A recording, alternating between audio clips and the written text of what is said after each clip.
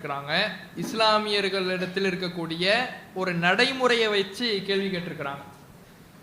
இஸ்லாமிய மக்களிடத்துல இந்த மூட பழக்கம் என்பது இருக்கிறதா? மூட நம்பிக்கைகள். ஏன்னா மூட நம்பிக்கைகள் என்பது இருப்பதை போல முஸ்லீம்கள் சிலர் நடக்கிறாங்களே. ஏன்னா இந்த முஹர்ரம் பண்டிகைன்னு சில இடங்கள்ல நடத்துறாங்க. நடத்துகிற பொழுது இந்த நெருப்புல நடக்கிறாங்க.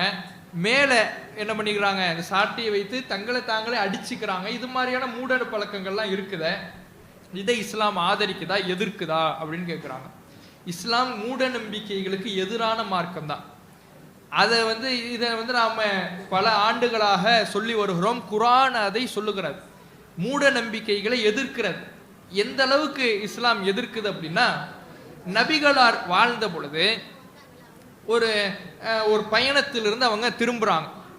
அப்படி திரும்புகிற பொழுது நபி தோழர்கள், அந்த நபி தோழர்கள்லாம் என்ன பண்றாங்கன்னா, நபியிடத்துல ஒரு கோரிக்கை வைக்கிறாங்க. என்ன கோரிக்கை? அன்றைக்கு மூட நம்பிக்கைகளாம் செய்து வந்த இஸ்லாத்தில் இல்லாத சில மக்கள்கள் இருந்தாங்க. யூதர்கள், அதே மாதிரி இணை வைப்பாளர்கள் அப்படின்னு சொல்லுவாங்க. அந்த மக்காவில் வாழ்ந்த மக்கள் அவங்கெல்லாம் இருக்கிறாங்க. அப்ப அவர்கள்லாம் என்ன பண்றாங்கன்னா, தங்களுடைய ஆயுதங்களை ஒரு மரத்துல கொண்டு போய் தொங்க விடுறாங்க. தங்களுடைய ஆயுதங்களை, பொருள்களை எல்லாம் மரத்துல கொண்டு போய் தொங்க விடுறாங்க.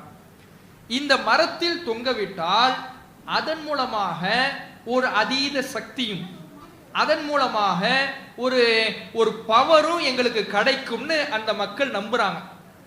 இதை பார்த்துட்டு நபியினுடைய தோழர்கள் என்ன பண்றாங்கன்னா, நபியிடத்துல கேட்கிறாங்க, எங்களுக்கு இது மாதிரி ஒரு மரத்தை கொடுத்து அதுல நாங்க எங்களுடைய பொருட்களை தொங்க விட்டு நாங்களே நிறைய சக்திகளை சம்பாதிச்சுக்குவோமே அப்படின்னு கேட்கிறாங்க. அப்ப நபிகளார் கடுமையாக கண்டிக்கிறாங்க. இது இந்த மார்க்கத்தில் இல்லை. நீங்க கேட்பது எப்படி இருக்குதுன்னா, பல கடவுளை ஏற்படுத்தி தாங்கன்னு கேட்கிற மாதிரி இருக்குது அப்படிங்கிறாங்க. ஏன்னா இஸ்லாம் என்பது ஒரு இறைவனை சொல்லுகிறார். அது இஸ்லாம் ஒரு இறைவன் என்பதை எப்படி சொல்லுகிறதுனா, இந்த கேள்வியோடு இதை நீங்க தெரிந்து கொண்டால் தான் முழுமையாக அறிந்து கொள்ள முடியும். ஒரு இறைவன் என்பதை எப்படி சொல்லுதுன்னா, இறைவன் என்பவன் ஒருவன் தான்.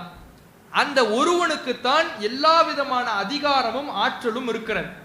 அவனுடைய ஆற்றலில், அதிகாரத்தில் எந்த பங்கும் இல்லை. அவனுக்கு எந்த விதமான தேவையும் இல்லை. அவனுக்கு மனைவி மக்கள் கிடையாது.